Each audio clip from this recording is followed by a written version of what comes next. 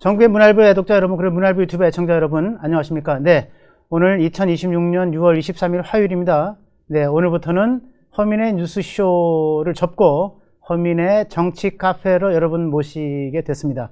네, 지난주 예고해드린 대로 허민의 뉴스쇼에서 허민의 정치 카페, 좀 더 새로워진 내용, 새로운 게스트들과 함께 여러분 잘 모시고자 합니다. 여전히 문화일보 유튜브 그리고 허민의 정치 카페 사랑해 주시리라 믿어 의심치 않습니다. 감사합니다. 오늘 여러분 끝까지 저희 채널 사랑해 주시면 감사하겠습니다. 네, 먼저 여러분께 영상을 함께 나누면서 시작을 해보고자 합니다. 네, 20세기 폭스사가 만든 The Revenant입니다. The Revenant. 네, 죽음에서 돌아온 자라는 뜻을 가진 The Revenant.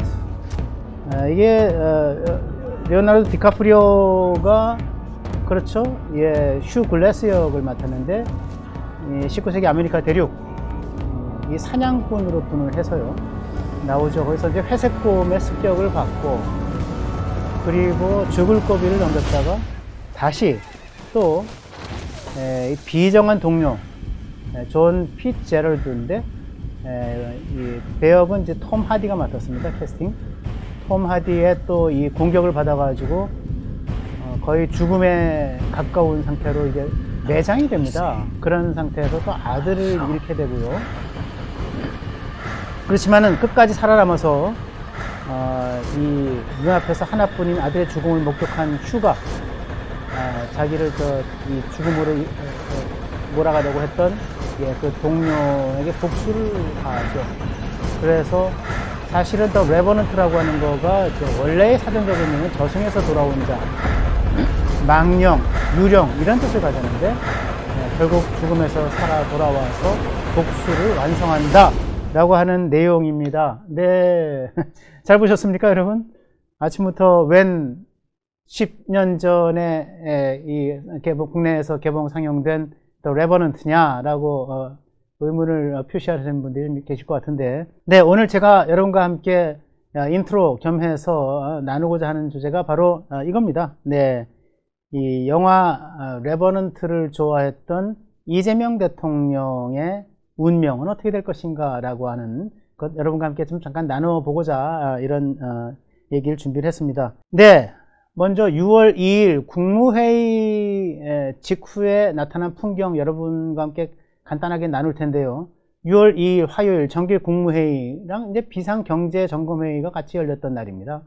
그때 대통령이 국무회의가 끝나면 보통 이제 점심시간이 다 되어죠. 그때 A 장관에게 넌지시 얘기합니다. 오늘 점심 하시면 어때요? A 장관이 그때 점심 약속이 있었는지 없었는지까지는 제가 취재를 못했습니다만 분명히 제가 취재한 거는 A 장관은 네 그러시죠 하고 만나서 점심을 먹으면서 오랫동안 독대를 합니다. 뭐 벌 거창한 얘기가 오가는가 했더니 그건 아니었고, 네, 바로 또 레버넌트 얘기를 가지고 굉장히 오랫동안 얘기를 했다 그래요. 네, 대통령이 A 장관에게 또 레버넌트 얘기를 꺼내면서 차례에 걸쳐서 죽을 고비를 거쳤던 저 레버넌트, 저 주인공, 휴 글래스, 리오나르도 디카프리오가 나를 닮지 않았느냐 이런 식의 얘기를 했다는 겁니다. 나도 정말 여러 차례 죽을 고비를 거쳐서 넘어왔다. 지금까지 살아왔고 이제 대통령이 됐다 라는 얘기를 하면서 서로 대화를 주고받고 또 웃음도 나눴다 이런 얘기를 하는데, A 장관은 저한테 그러더군요.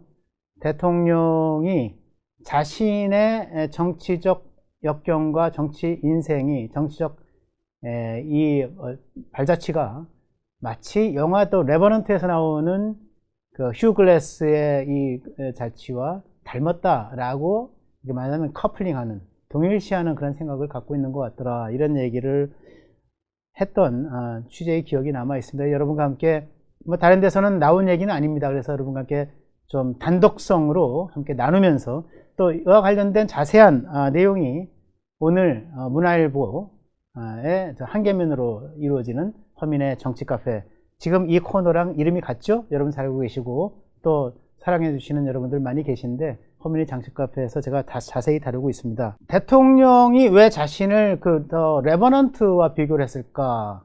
이미 대통령은 자기가 죽음을 이기고 죽음을 극복하고 살아 돌아왔다라고 하는 것을 트위터죠. X글에서 많이 내비쳤습니다. 네, 지난 5월 9일자 X글에 이렇게 썼습니다. 검찰의 조작 기소를 통한 사법살인, 테러범을 동원한 흉기살인, 조작 언론을 동원한 명예살인, 이 위중한 3대 살해 위협으로부터 국민, 곧 하늘이 저를 살려주셨습니다. 이렇게 얘기를 하죠. 이렇게 썼고, 3대 살인, 예, 위중한 3대 살인, 예, 그래서 사법살인, 그리고 명예살인, 흉기살인. 그런데 대통령이 됐어요. 흉기살인은 사실상 해결이 됐죠. 그리고 명예살인, 언론의 명예살인도 사실 대통령이 됐기 때문에 언론이 또 이렇게 함부로 할 수도 없고, 그런 점에서 다 이제 해결이 사실상 되어가는 과정이다 생각을 드는데, 이 중에서 대통령의 입장에서 해결되지 않은 것 한 가지, 뭐겠습니까? 바로 검찰의 조작 기소를 통한 사법살인이다. 이렇게 보고 있는 것 같습니다.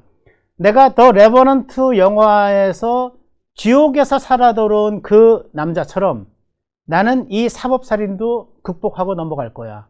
이 사법살인의 올가미에서 나는 살아 돌아올 거야.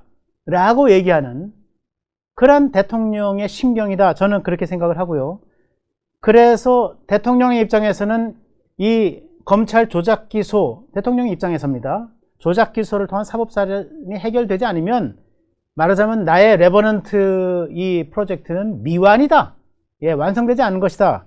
그리고 이 레버넌트 서사의 완성은 역시 조작 기소를 규명하고 그리고 공소 취소에 이르는 것. 이것을 통해서만이 바로 나의 더 레버넌트 프로젝트는 완성되는 거다. 이렇게 생각하고 있는 거 아닐까라는 생각이 좀 들었습니다.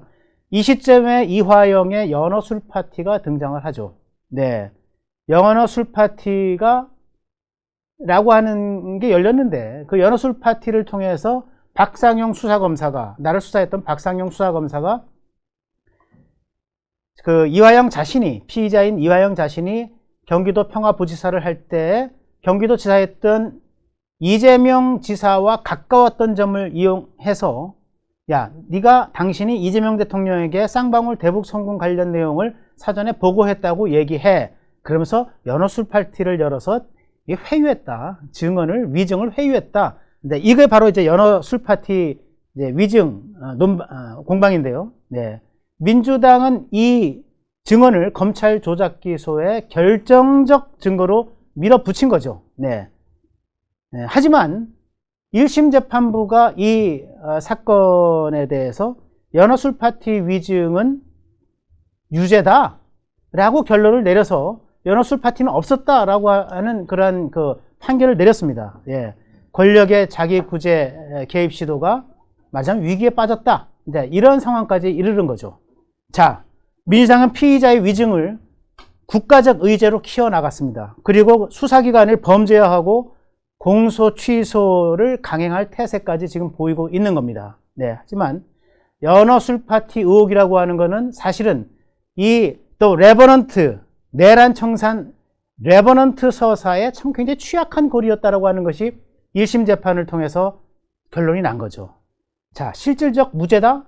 민주당은 이것을 통해서 계속 공소 취소, 조작 기소 특검으로 나아가고자 합니다. 과연 국민이 이것을 용납할까요? 저는 그렇게 생각하기 어렵습니다. 네, 대통령에게 레버넌트, 영화 레버넌트를 통한 자기의 지옥으로부터의 생還프로젝트는 여전히 미안의 프로젝트로 남아있다. 저는 그런 생각이 듭니다.